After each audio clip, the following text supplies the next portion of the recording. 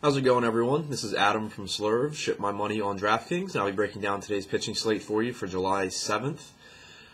I'll start with my cash plays on DraftKings and FanDuel, and then move into the GPP options that I think are a little bit riskier, but high upside plays tonight.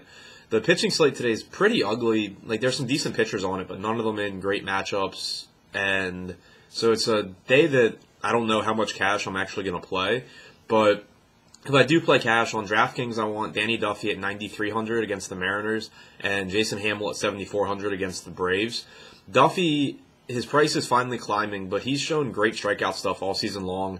He's going to face most likely a pretty right-handed heavy Mariners lineup, which isn't ideal for him. He gives up a lot more hard contact to righties than to lefties and a lot more fly balls, but the game is in Safeco, so it's harder to hit home runs there, and he does still strike out 25% of right-handed batters.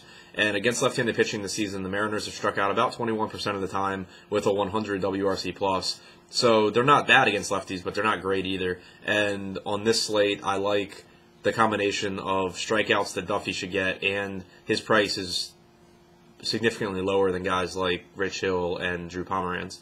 So Danny Duffy's my number one starting pitcher on DraftKings for cash. My number two starting pitcher, Jason Hammel at 7,400.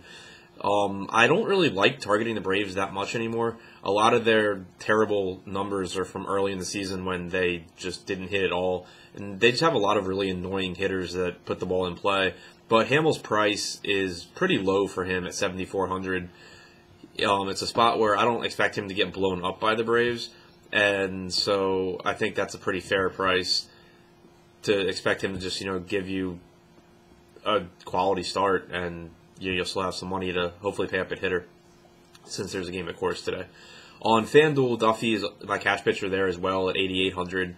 He's a minus 132 favorite, and again, the same stats against the Mariners.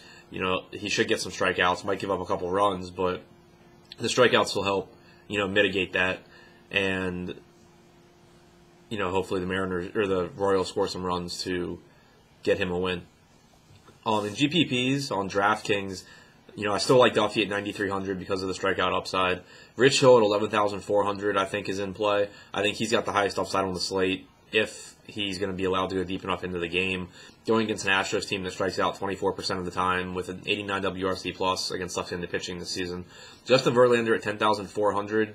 I do have interest in the Blue Jays bats as well, but Verlander, it's a high risk, high upside matchup for Verlander. The Jays can hit a ton of home runs and they strike out a lot, so it could go either way for him.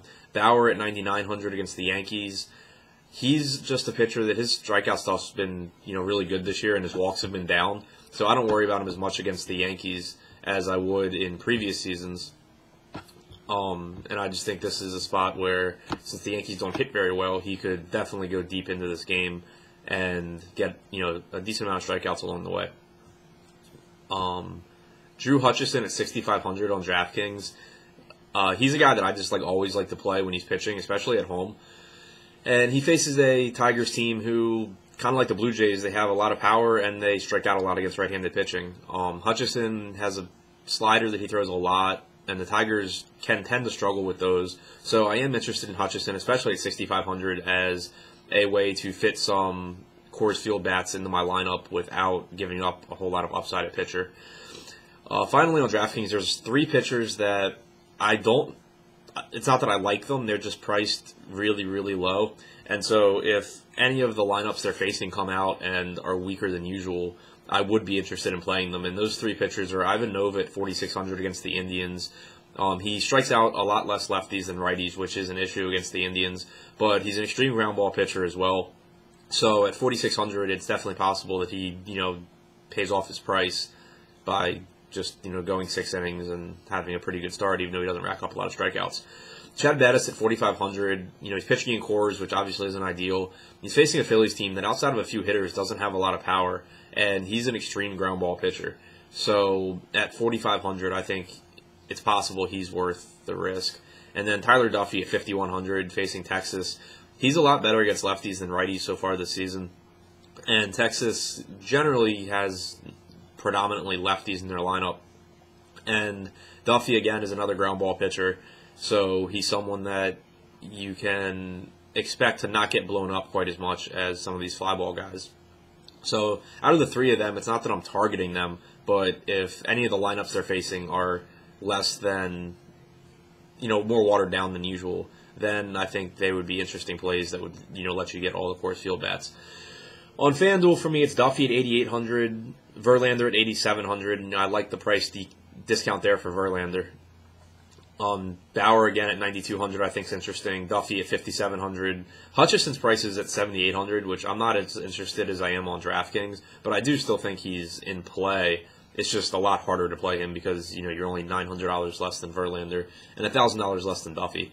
So there, it's more of I guess just to be contrarian play than it is on DraftKings where, he reasonably has a lot of upside at that price. So that's what I'm thinking for right now. As always, stop in the Slurve chat throughout the day, and good luck tonight, guys.